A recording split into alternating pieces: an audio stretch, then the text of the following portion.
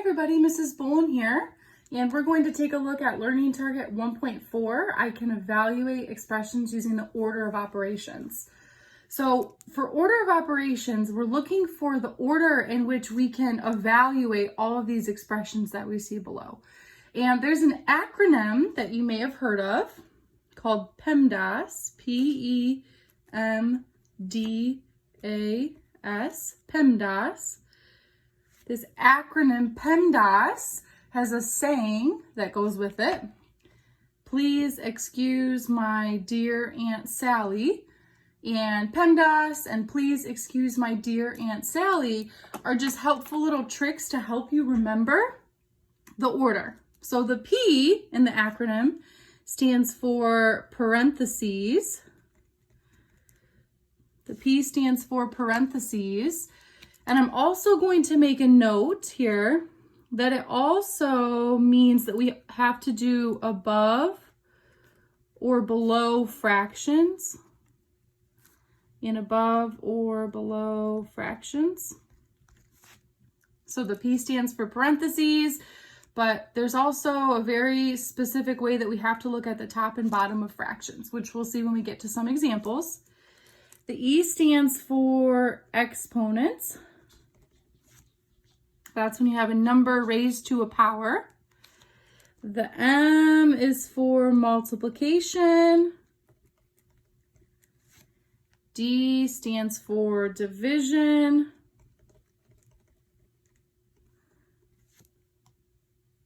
A stands for addition. And S stands for subtraction. So by remembering PEMDAS, or please excuse my dear Aunt Sally, and when you list it this way from top to bottom, this is the order. We have to start with parentheses, then go to exponents, multiplication, etc. There is something important to note. Put a bracket around multiplication and division and another bracket around addition and subtraction. The two operations of multiplication and division go together, meaning one is not more important than the other, or you don't need to do one before the other. And same with addition and subtraction. These two operations go together. So we can complete these operations from left to right. From left to right. So just the same way that you would read from left to right, when you are simplifying here and you're doing multiplication and division, just go in order from left to right. Same thing with addition and subtraction. So you will want to remember PEMDAS. That will help us with our examples today. All right, when we jump to our examples, it says to evaluate each expression. Example 1 says 5 plus 2 times 4 minus 1. So we have to look up at the top of our page where we have PEMDAS written, and the P stands for parentheses. Do I have any parentheses that I need to do first? A lot of students would say, hey, this looks like parentheses, but what parentheses means is that you simplify inside the parentheses. If there's anything inside the parentheses that you can simplify, you would do that. But here we just have a 4. We can't simplify that 4. So there's no parentheses to do. I have no numbers here raised to a power, so I have no exponents to do. So now moving on to M for multiplication. I do see multiplication. I see 2 times 4. So that means I have to do that first. 2 times 4 is 8. And then I need to bring down the 5 and the minus 1. All right. Now do I have any division? Nope, no division. What about addition or subtraction? And I see I do have addition and subtraction. So we need to complete these from left to right, moving across the problem. So 5 plus 8 gives me 13. And then I still have the minus 1. 13 minus 1 gives us 12. So we've evaluated. Our final answer here is 12. Example 2, let's start with P for PEMDAS, P for parentheses. And I do see that I have some stuff to simplify inside the parentheses. I have a fraction, 10 over 3 minus 1. And this is where I made that note that the P for parentheses also has to do with what's on top or bottom of a fraction. If you ever have a fraction, meaning you see this horizontal fraction bar and you can simplify what's above or below it, you need to do that first. So I'm going to simplify this 3 minus 1 first. So in the top of my fraction, I still have 10. And in the bottom, 3 minus 1 gives me 2. So I still have the fraction 10 over 2. And then I still have to multiply it by 2. Do I still have anything left inside parentheses that I can simplify? I do. 10 over 2, this is still part of the P for parentheses. 10 over 2 we can simplify to be 5. And then I still have to bring down this times 2. So done with P. Moving on to E. Do I have any exponents to simplify? No. Now I'll move on to the multiplication and division. And I see that I do have multiplication. 5 times 2 is 10. All right, example 3.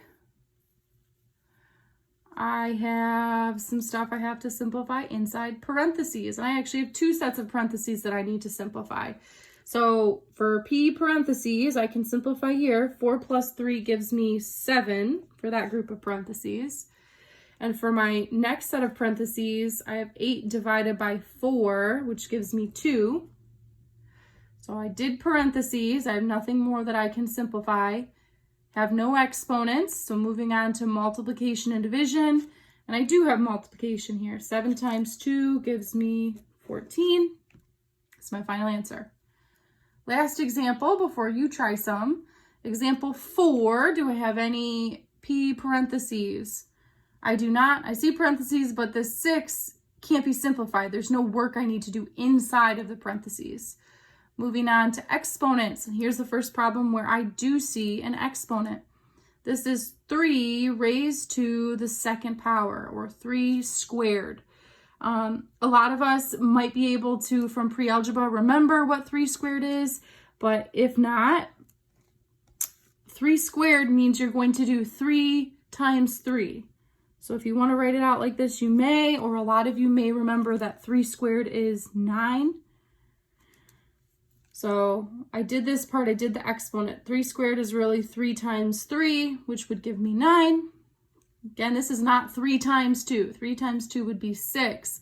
This is 3 raised to the second power. This is an exponent here. So that really means 3 times 3, which is 9. I have to bring everything else from the problem down.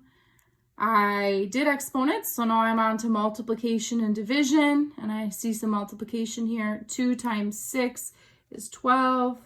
So I have 12 minus 9, which gives me 3. So you're going to want to use PEMDAS, refer back to these notes about order of operations in order to do these 4U tries. So at this time, go ahead, pause the video and see what you come up with. All right, let's see how you did. Here is my work and my answers for the 4U tries. So I got 34, 8, 1, and 7. And we do have 2 more examples, so we're going to move on to 2 last examples, and we're still evaluating these expressions, and these look to be very complex because you see letters, we see Y, Z's, X's. Do not let that confuse you. We're starting out with some letters, but it's telling us what to plug in, what number to plug in for the letter. So right here, I see a whole bunch of gibberish, and then it says use y equals 3. What that means is anywhere in the problem where I see a y, I can go ahead and replace it with a 3. And anywhere in the problem where I see a z, I can replace it with a 2. So I'll just start rewriting it. So in parentheses, I have a y, and y is really a 3. So I have 3. I have another y, which is a 3.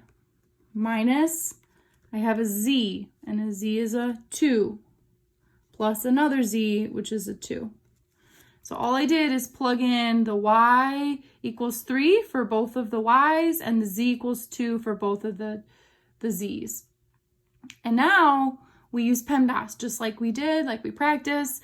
So P for parentheses. Do I have anything inside parentheses that I need to simplify first? The answer is yes. So I still have this 3 out front, but in this set of parentheses, I need to simplify. I have 3 minus 2 plus 2. Well, the negative 2 plus 2 just cancels itself out. So that leaves me with 3. Done with P for parentheses. E for exponent. I have no exponents. M for multiplication and D for division. Those two go together. You do those from left to right. Do I have multiplication or division? Yes. 3 times 3 gives me 9 is my final answer. Last example for today, example 6. Again, we see letters Z and X, but it tells us what to plug in for Z and X. So I'm going to start off, I see a Z. I need to replace Z with 5. Minus, and now I have a fraction, so I'll go ahead and write my fraction bar. In the bottom of my fraction, I have a 2. That's staying there. But in the top of the fraction, I have Z minus X. So I need to plug in 5 for Z. So plugging in 5 for Z. So 5 minus, what do I need to plug in for X? I need to plug in 3 for X. So all I did in this step was replace the 2 Z's that I saw with 5 and the X that I saw with a 3. Now I get to use PEMDAS. So P for parentheses. And remember, part of the parentheses piece is whatever is in the top or bottom of fractions. If you can simplify that, you need to do so.